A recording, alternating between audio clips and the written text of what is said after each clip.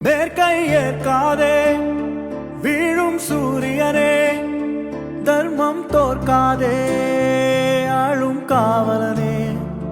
வேர்க்கை ஏற்காதே வீழும் சூரியனே, தர்மம் தோற்காதே ஆளும் காவலனே. மீண்டும் அதிமுக ஆட்சி வளர்ந்தவுடன் விவசாயி தொழிலாளி, ஏழை தொழிலாளி, தாழ்த்தப்பட்ட மக்களுக்கு அற்புதமான கான்கிரீட் வீடு கட்டி கொடுக்கப்படும்.